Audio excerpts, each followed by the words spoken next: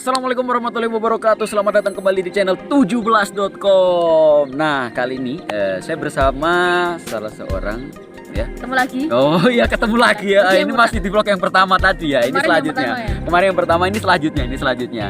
Jadi kita akan bicara seputar ini, keresahan-keresahan selama memiliki rental outdoor. Nih, pasti banyak banget kan Mas ya. Ya. Mulai dari tenda yang kembali rusak, kemudian ada barang yang hilang, ya, kemudian tidak ada yang tanggung jawab dari si penyewanya. Pokoknya banyak banget. Nah, Mas Ipin ini pasti mempunyai banyak keresahan di situ. Nah, ini Mas, saya pengen dengar sedikit cerita sih Mas. Apa aja sih keresahan-keresahan yang Mas Ipin alami selama menyewakan alat outdoor? Ya, sebelumnya gini, untuk penyewaan rental camping biasanya setiap tempat penyewaan itu punya syarat aturan-aturan berbeda-beda masing-masing. Syarat maupun harga yang berbeda itu saling berkaitan. Kalau khusus punya saya itu untuk harga mungkin standar dengan yang lain, masih standar, taraf standar, nggak murah Standar banget. Semarang ya, ini Semarang ya, Semarang. Nggak murah banget, nggak kemahalan. Karena sama-sama Semarang pun ada yang menerapkan harga-harga masing-masing beda-beda. Untuk harga saya masih ngambil standar karena saya di wilayah kampus, untuk kios saya di wilayah kampus, untuk harga standar, tapi untuk aturan juga lebih enak kalau tempat saya. Kalau ada yang pernah dengar untuk aturan jam itu 1 kali 24 jam penyewaan, ada yang per 12 jam ya. Ada per malam. Nah, kalau di Mas Ipin? Kalau tempat saya hitungannya 2 hari per malam jam bebas. 2 hari 1 malam. Misalkan 1 minggu jamnya bebas, terserah. Yang penting sebelum kios tutup harus barang udah kembali, seperti itu. Kan bisa lebih dari hitungan 36 jam kalau hitungan saya. Misalnya ambil Sabtu pagi kembali Minggu malam, itu masih saya hitung 1 kali, 1 hari. Wah, enak banget dong Nah, Mas. itu mungkin keunggulan untuk tempat saya seperti itu. Jadi jamnya longgar sekali, seperti itu. Oh, sih. Ini termasuk dalam strategi marketing Iya, kah? strategi marketing. Oke. Nah, ini. Nah, sekarang Mas, yang biasanya sering terjadi nih Mas ya, ketika ada orang rental ya kan. Itu kan pasti ada apa sih yang paling sering merusak atau apa itu? Kembali lagi ya untuk aturan tadi, masih berkaitan sih dengan kerusakan atau kehilangan sama. Untuk kerusakan kehilangan itu maksudnya juga ada di peraturan. Misalnya sebelum barang keluar itu wajib untuk ngecek barang. Jadi kondisi barang saat mau berangkat diambil harus dicek dulu benar-benar baik. Barang saya benar-benar baik, saya sudah ngecek, customer ngambil sudah ngecek. Jadi barang keluar udah otomatis baik kan dan lengkap kan sesuai list. Nah, terus saat barang kembali itu harus dicek kembali dan harus sesuai saat pengambilan. Nah, kalau saat kembali ternyata nggak sesuai, ada yang rusak atau yang hilang, itu pasti ada tarif untuk dendanya, tarif untuk menggantinya, seperti itu. Dan itu pernah terjadi Mas? Sering sekali. Sering. Nah, ya tadi kan untuk soal barang-barang apa aja itu rata-rata untuk komponen-komponen tenda sih Yang paling sering. seperti kalau pasak itu kan wajar sekali ya hilang ya. Terus frame Nggak hanya hilang Mas, kadang juga nambah juga. Kalau pasak itu Lumayan kadang itu. nambah ya kan, lumayan pecah gitu pecah Mas. frame itu pasti saya harus setelah pengembalian ada yang pecah pasti langsung diperbaiki. Itu paling sering memang komponen tenda untuk kehilangan atau rusak itu komponen tenda. Nah ini Mas, ada nggak sih orang ya setelah nyewa ya kan ngembaliin barang, kemudian dia nggak mau tanggung jawab dengan alibi, lu Mas tadi pas saya cek di sana bagus, ada nggak kayak gitu Mas? Ya. Kebetulan karena mungkin saya masih berjalan 2 tahun ya, jadi saya hitungannya belum terlalu ketat. Misalnya gini, dalam saat pengembalian ada mungkin pasak 1 hilang ya kan, saya saat belum datang kan terlalu banyak customer ngembaliin, saya lupa ngecek secara detail. Ternyata setelah saya cuci, saya cek lagi ada yang hilang, ada yang frame pecah nggak ketahuan saat pengecekan kembali. Itu otomatis harusnya kan sesuai aturan saya suruh mengganti kan aturan. Tapi kalau mungkin saya kurang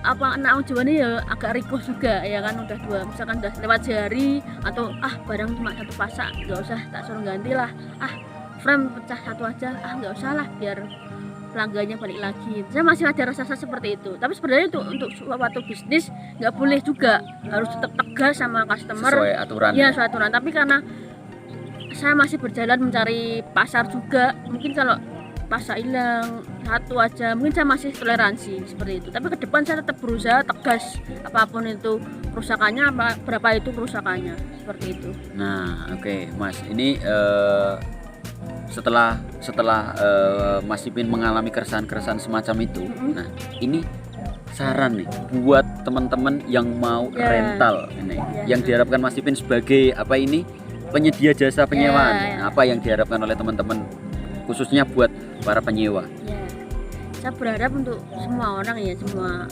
siapapun itu yang rental kemanapun, rental alat-alat camping itu harusnya karena udah bayar ya, ada kesepakatan kita bayar, udah baca aturan, harusnya kan ada akad tuh kan, harus ada rasa memiliki harusnya dengan barang yang dipinjam atau dirental, harusnya ini barang harus saya jaga, harus saya rawat baik-baik, kembali barang ngambil baik, kembali harus baik, seperti itu. Saya harapannya seperti itu. Jadi barang baik, orang yang bawa juga berharap harus menjaganya, tanggung jawab.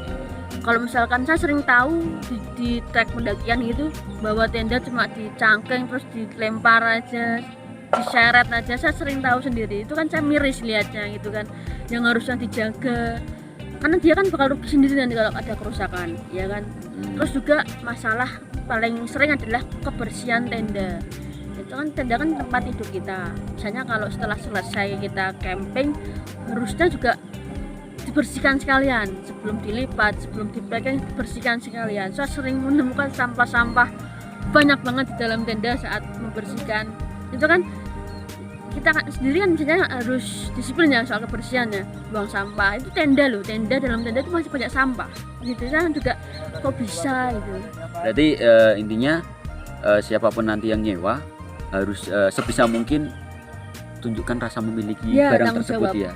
Kalau kita merasa memiliki barang tersebut, otomatis kita akan merawat barang itu sebaik mungkin. Nah ini Mas, pernah nggak sih kejadian ya kan di dalam tenda gitu kan, waktu Mas bersihin, masih pengen bersihin, tiba-tiba ada sesuatu yang ketinggalan, mungkin nih ya, mungkin habis dipakai suami istri barangkali, ada tisu magic ya, terus ada itu ada nggak sih Mas kejadian semacam itu? Masih ada lemari itu nih. Lemari ketinggalan di dalam tenda ya Mas ya? Kok bisa? Kok bisa kan? Enggak sih, kalau yang aneh-aneh itu paling kaos kaki pernah, kaos kaki ini masih standar ya. Ya paling sering sama sampah standar sih, sampah plastik gitu.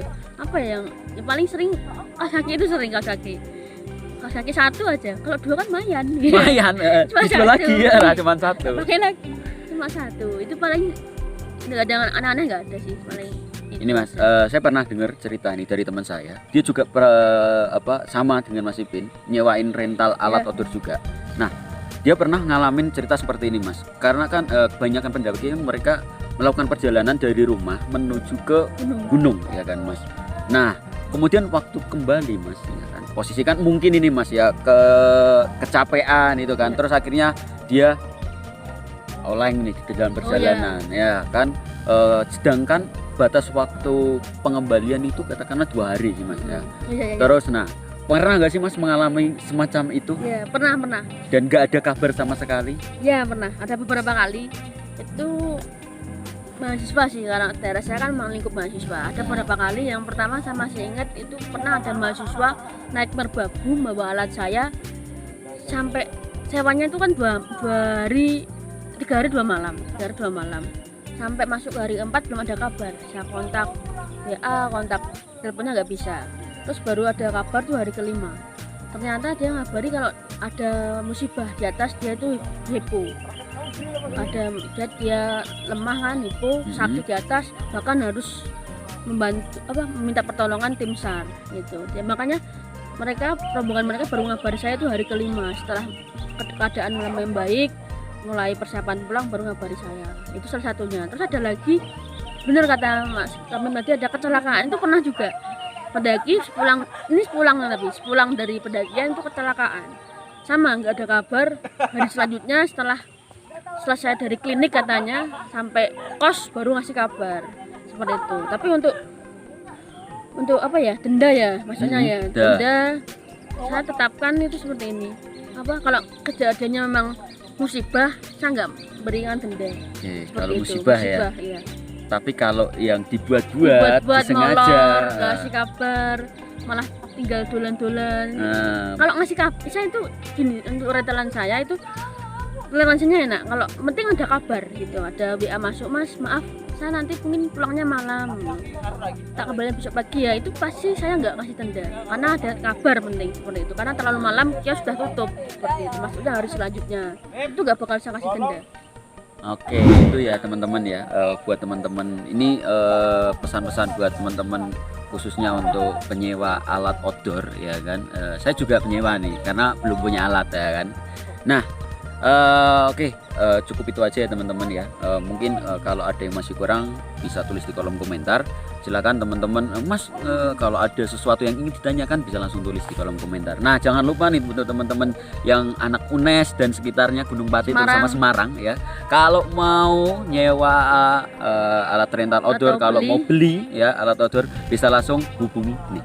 Ilya Adventure. Nah, itu Instagramnya ya Mas ya. Nah, Ilya Adventure. Nanti saya tulis di kolom deskripsinya.